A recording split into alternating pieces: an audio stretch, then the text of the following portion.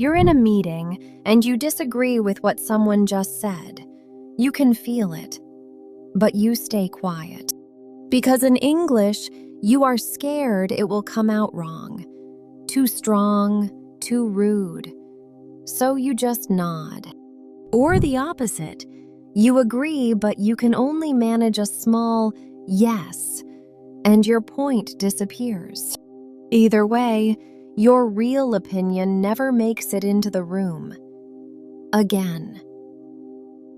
Last week, someone told me, I agree and disagree all day in my own language. In English, I just nod and smile. She had the opinions.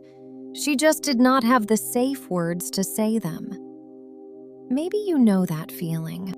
If this happens to you, I want you to know something. It is not because your English is rude. Agreeing and disagreeing well is not about grammar. It is about a few polite phrases that protect the relationship, and you can learn them. The real problem is tone. A direct, "No, that is wrong," sounds aggressive in English, even when you do not mean it. So to be safe, you say nothing. But silence is not polite. It just makes you invisible. Here is the secret.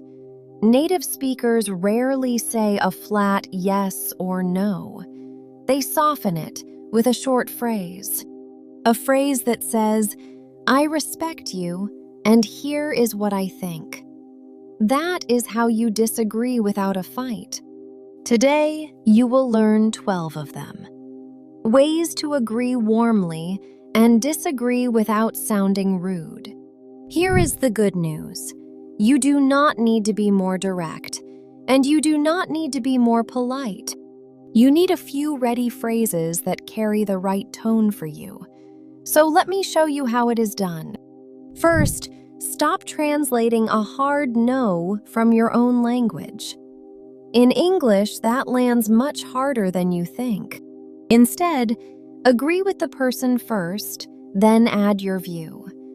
That tiny order change keeps everyone calm. There is an easy pattern. Use softeners.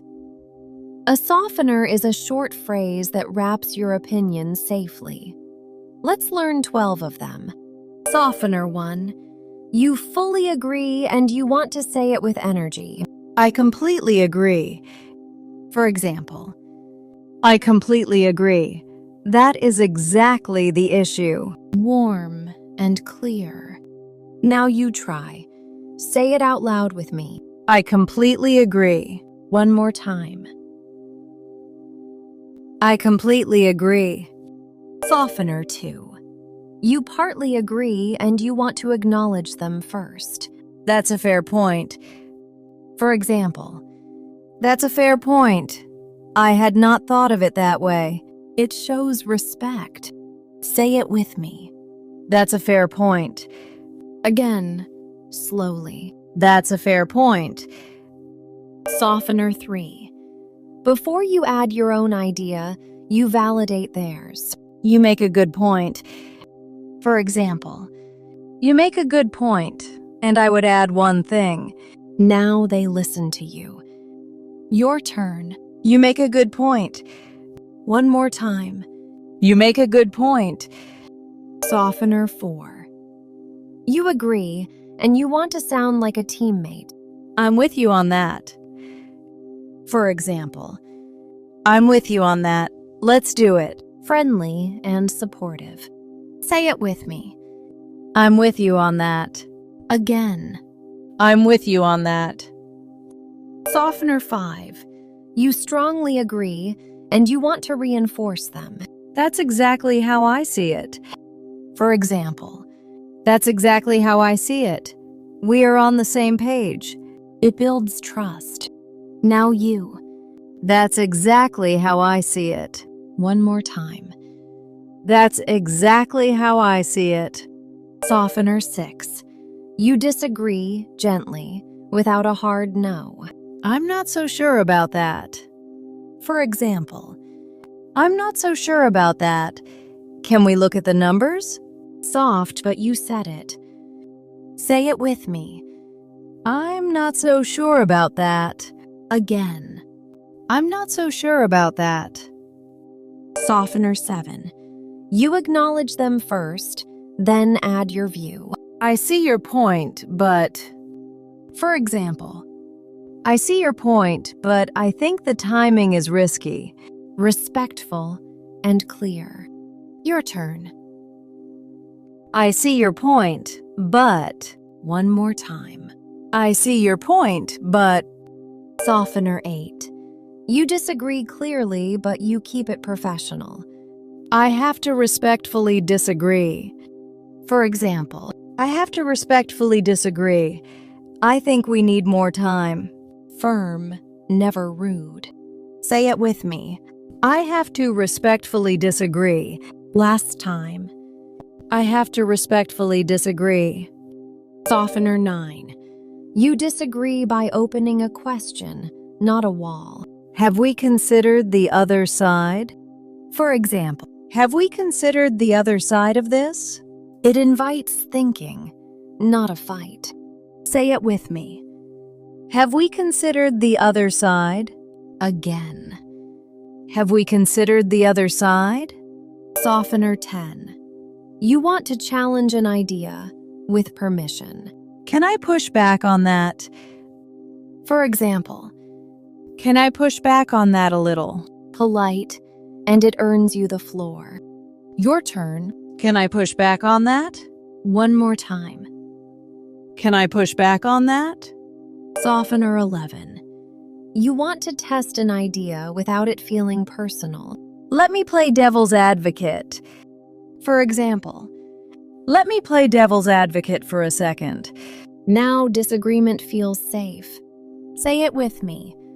Let me play devil's advocate. Again.